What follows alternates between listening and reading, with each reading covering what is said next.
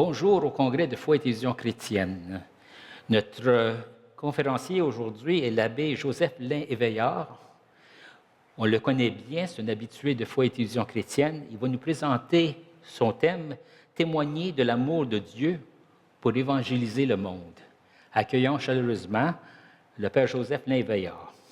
Sur comment témoigner de l'amour de Dieu pour permettre à nos frères et sœurs de retrouver leur identité. Témoigner de l'amour de Dieu pour évangéliser le monde. Moi, je pense, ce que nous avons compris, tous ceux qui ont cru en Dieu ont fait une expérience. Toutes les personnes qui parlent de Dieu, ils ont fait une expérience. Ils ont fait une rencontre avec lui. Est-ce que ce soir, je vous pose la question, est-ce que vous savez quand vous avez rencontré Jésus?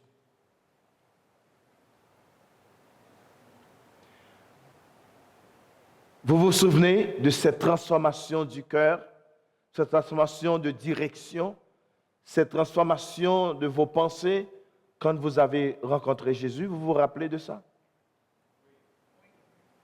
Tous ceux qui ont cru en Dieu, tous ceux qui n'ont pas peur de parler de Jésus, ils ont fait une rencontre. Une rencontre. Ce n'est pas dans les grandes théories, ce n'est pas dans les livres, ce n'est pas dans les études avancées comme scientifiques, comme biblistes. C'est du cœur, c'est du fond du cœur que nous rencontrons Jésus. C'est du fond du cœur que nous faisons cette expérience avec Dieu, du fond du cœur. Vous pouvez connaître toute la parole de Dieu, vous pouvez réciter tous les versets. Mais si cela n'entre pas dans une rencontre, tout ça, c'est de l'intellectualisme. Tout. Moi, je connais des hommes assez brillants qui connaissent la parole de Dieu et qui connaissent les versets par cœur là, qui n'ont jamais rencontré Dieu dans leur vie. Qui n'ont jamais rencontré Dieu. Alors ce soir, est-ce que vous décidez de le rencontrer? Est-ce que vous décidez de lui donner une place dans ton cœur, dans ta vie, dans tes réflexions? Moi je dis, c'est bon de lire, c'est bon d'être savant, c'est bon d'être intellectuel, mais c'est bon de laisser la place à Dieu. Quand Jésus parle, il parle avec nous du fond du cœur.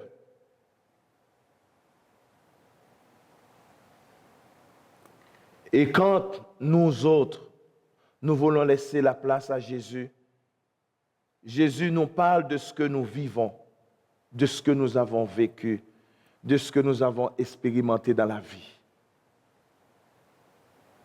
Jésus ne parle jamais du superficiel. Il parle de nous, du dedans de nous, de cette transformation du dedans de nous. Et si nous voulons vraiment parler de Jésus, laissez-le parler avec ce que nous avons du dedans de nous. Ce que nous avons du dedans de nous. Ce que Jésus nous a donné comme aliment, comme nourriture pendant nos expériences de la vie, nous pouvons transformer le monde. Nous pouvons transformer le monde. Alors, croire, c'est avoir confiance.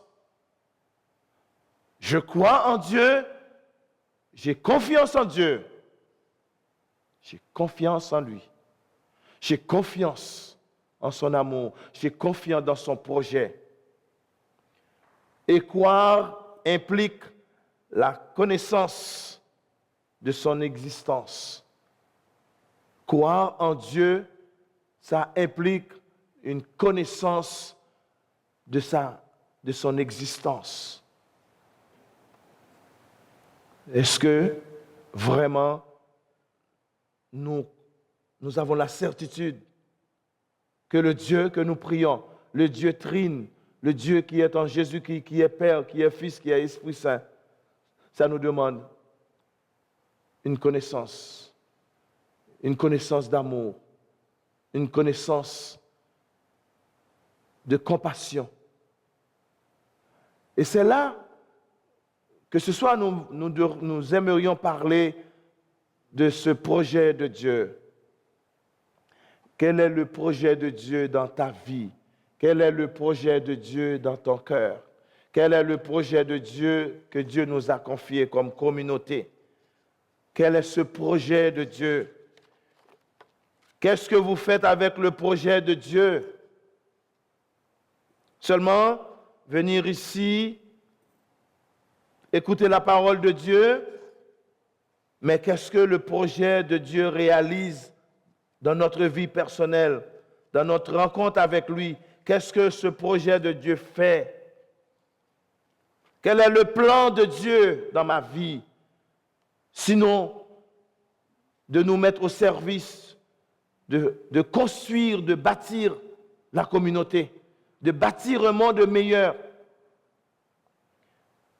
Témoigner de l'amour de Dieu, c'est entrer dans le projet de Dieu, entrer dans le plan de Dieu. Et nous trouvons dans Jérémie 28, verset 11, il nous dit, « Car je connais les projets que j'ai formés sur vous, dit l'Éternel, projets de paix et non de malheur, afin de vous donner un avenir de l'espérance. » Dieu a des projets de bonheur et non pas de malheur. Dieu a des projets de bonheur pour nous. Et nous autres, ce soir, notre mission, c'est la même. C'est de se ressembler à Dieu, la même mission. Dieu nous confie cette mission, un projet de bonheur et non pas de malheur. Et qu'est-ce que nous faisons avec? Qu'est-ce que nous faisons avec? Et chaque jour, en nous levant, nous devons renouveler notre espérance et lever les regards vers Dieu et dire, Seigneur, tu m'as confié autant de personnes pour construire un monde de bonheur, construire un monde de bienveillance, construire un monde de compassion, témoigner de l'amour de Dieu pour évangéliser, pour atteindre les cœurs. Est-ce que je veux participer? Est-ce que je veux entrer dans ce projet de Dieu? Et il nous dit dans Isaïe 43, verset 19, « Voici, je vais faire une chose nouvelle sur le point d'arriver. Je mettrai un chemin dans le désert. Je mettrai un chemin dans le désert. Je mettrai un cœur nouveau. J'enlèverai votre cœur de pierre et je mettrai un cœur de chair. J'enlève l'esprit mauvais en vous et je mettrai mon esprit. » Est-ce que nous sommes prêts dans ce monde aujourd'hui, en 2022, à entrer dans ce projet de Dieu, ce projet d'amour, ce projet de construction, ce projet de respect, de compréhension? Lorsque Dieu réalise des choses nouvelles en nous, c'est pour que nous soyons heureux. Quand Dieu réalise des merveilles pour nous, regardez, écoutez ce que j'ai dit. Zachée, merveille. Zachée est devenu un homme heureux. Est-ce que nous sommes prêts à rendre les autres heureux? La Samaritaine est devenue un témoin. Elle a cru en Jésus. Elle est devenue messagère, témoin. Est-ce que nous sommes prêts? Est-ce que nous sommes prêts à le faire? Ne dites pas que je suis vieille, j'ai les cheveux blancs. Ne dites pas ça. Parce qu'une parole dite au nom de Jésus peut transformer un cœur. Vous savez ça? Vous pouvez dire seulement une parole et ça change. Ça change. Il faut que cela vienne du cœur. Et c'est ça notre témoignage aujourd'hui. Dieu fait des choses nouvelles, c'est pour que nous soyons heureux, pour que nous puissions expérimenter sa grâce et vivre sa faveur. Quand Dieu réalise des choses pour nous, c'est pour que nous puissions vivre heureux ensemble. Alors, quand je regarde nous autres aujourd'hui qui avons été élus, ne dis pas, par notre baptême, nous avons été des élus, et c'est ce que nous avons reçu par notre onction. Vous êtes devenus des prêtres, des prophètes et des rois, des reines, des prêtres, des prêtresses pour rendre gloire à Dieu, des prophètes, des prophétesses pour témoigner de l'amour de Dieu, des rois, des reines pour porter le tablier, c'est-à-dire des rois serviteurs, des reines servantes. Voilà notre mission. Voilà comment nous pouvons témoigner de l'amour de Dieu. Frères et sœurs, comment nous pouvons témoigner de l'amour de Dieu dans notre monde d'aujourd'hui. Mais des fois, nous jugeons. Mais des fois, nous excluons. Mais des fois, nous critiquons. Est-ce que ça construit? Je ne pense pas. Mais Dieu veut que nous soyons heureux. Est-ce que nous cherchons ensemble ou nous cherchons pour moi personnellement? Dieu veut la communion. Et c'est pourquoi il a dit dans Isaïe 25, un jour nous serons ensemble pour fêter. Oui ou non? Nous serons ensemble pour fêter, pas pour diviser. Pas pour la guerre.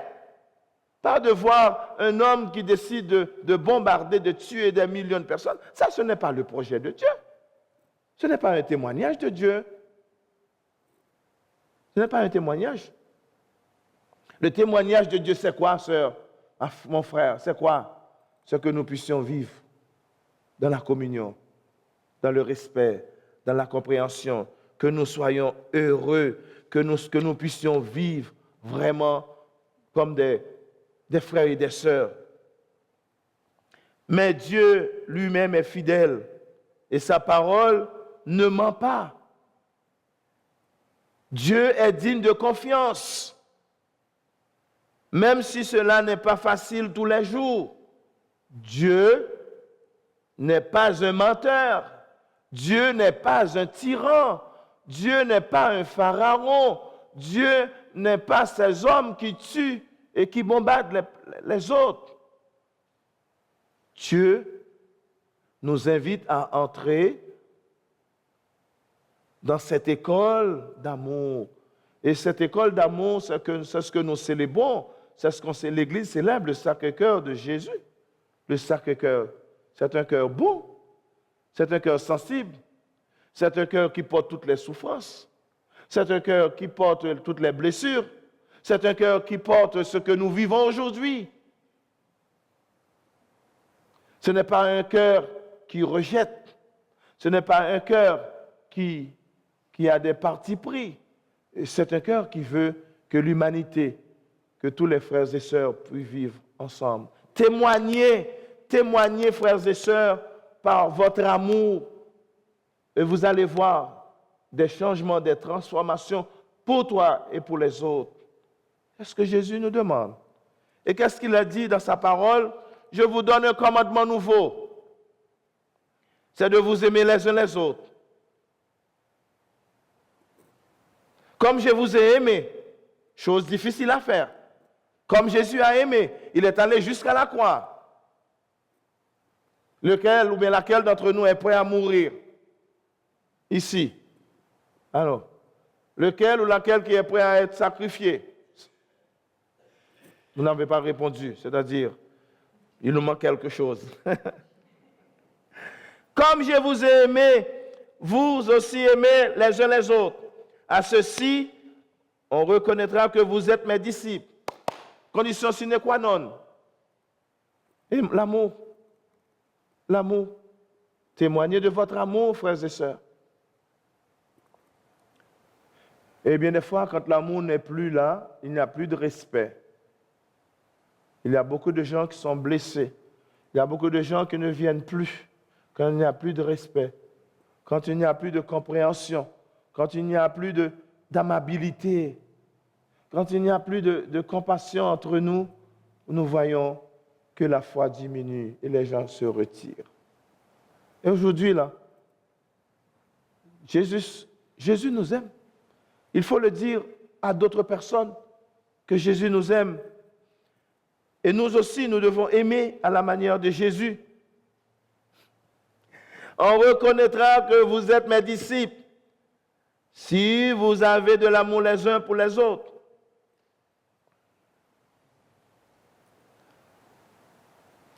L'autre jour, quelqu'un me racontait une petite histoire.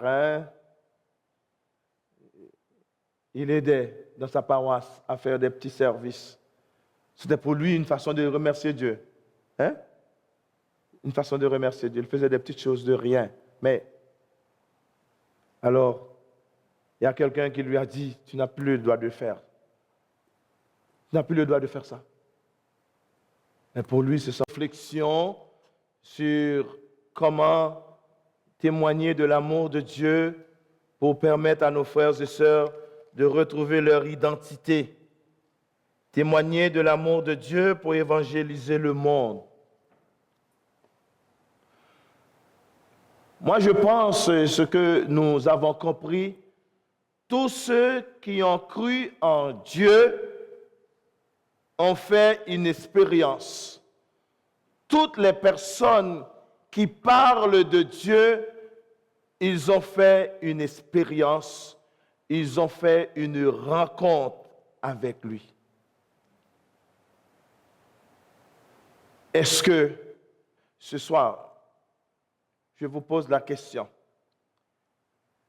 est-ce que vous savez quand vous avez rencontré Jésus?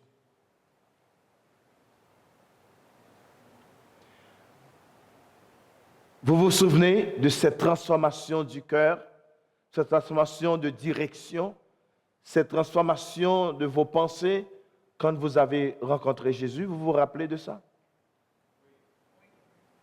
Tous ceux qui ont cru en Dieu, tous ceux qui n'ont pas peur de parler de Jésus, ils ont fait une rencontre. Une rencontre.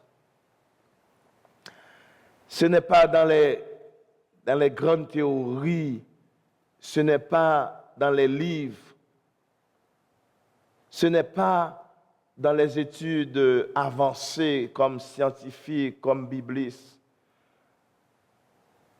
C'est du cœur, c'est du fond du cœur que nous rencontrons Jésus. C'est du fond du cœur que nous faisons cette expérience avec Dieu, du fond du cœur. Vous pouvez connaître toute la parole de Dieu, vous pouvez réciter tous les versets, mais si cela n'entre pas dans une rencontre, tout ça, c'est de l'intellectualisme. Tout. Moi, je connais des hommes assez brillants qui connaissent la parole de Dieu et qui connaissent les versets par cœur là, qui n'ont jamais rencontré Dieu dans leur vie. Qui n'ont jamais rencontré Dieu. Alors ce soir, est-ce que vous décidez de le rencontrer? Est-ce que vous décidez de lui donner une place dans ton cœur, dans ta vie, dans tes réflexions? Moi, je dis, c'est bon de lire, c'est bon d'être savant, c'est bon d'être intellectuel, mais c'est bon de laisser la place à Dieu. Quand Jésus parle,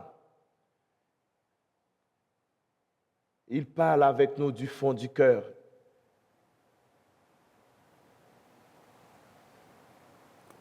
Et quand nous autres, nous voulons laisser la place à Jésus, Jésus nous parle de ce que nous vivons. de ce que nous avons vécu, de ce que nous avons expérimenté dans la vie. Jésus ne parle jamais du superficiel. Il parle de nous, du dedans de nous, de cette transformation du dedans de nous. Et si nous voulons vraiment parler de Jésus, laissez-le parler avec ce que nous avons du dedans de nous. Ce que nous avons du dedans de nous. Ce que Jésus nous a donné comme aliment, comme nourriture pendant nos expériences de la vie, nous pouvons transformer le monde. Nous pouvons transformer le monde. Alors, croire, c'est avoir confiance. Je crois en Dieu, j'ai confiance en Dieu. J'ai confiance en lui. J'ai confiance en son amour. J'ai confiance dans son projet. Et croire implique la connaissance de son existence. Croire en Dieu, ça implique une connaissance de son existence. Est-ce que vraiment nous avons la certitude que le Dieu que nous prions, le Dieu trine, le Dieu qui est en Jésus, qui est Père, qui est Fils, qui est Esprit Saint, ça nous demande une connaissance d'amour, une connaissance de compassion. Et c'est là que ce soir nous aimerions parler de ce projet de Dieu. Quel est le projet de Dieu dans ta vie? Quel est le projet de Dieu dans ton cœur? Quel est le projet de Dieu que Dieu nous a confié comme communauté? Quel est ce projet de Dieu? Qu'est-ce que vous faites avec le projet de Dieu? Seulement venir ici, écouter la parole de Dieu, mais qu'est-ce que le projet de Dieu réalise dans notre vie personnelle, dans notre rencontre avec lui? Qu'est-ce que ce projet de Dieu fait? Quel est le plan de Dieu dans ma vie? Sinon, de nous mettre au service, de construire, de bâtir la communauté, de bâtir un monde meilleur. Témoigner de l'amour de Dieu. C'est entrer dans le projet de Dieu, entrer dans le plan de Dieu. Et nous trouvons dans Jérémie 28, verset 11, il nous dit, « Car je connais les projets que j'ai formés sur vous, dit l'Éternel, projets de paix et non de malheur, afin de vous donner un avenir de l'espérance. » Dieu a des projets de bonheur et non pas de malheur. Dieu a des projets de bonheur pour nous. Et nous autres, ce soir, notre mission, c'est la même.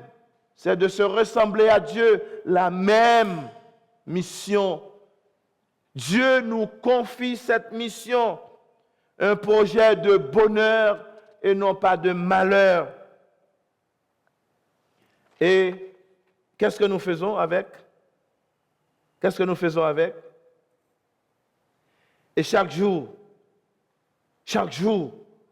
en nous levant, nous devons renouveler notre espérance et lever les regards vers Dieu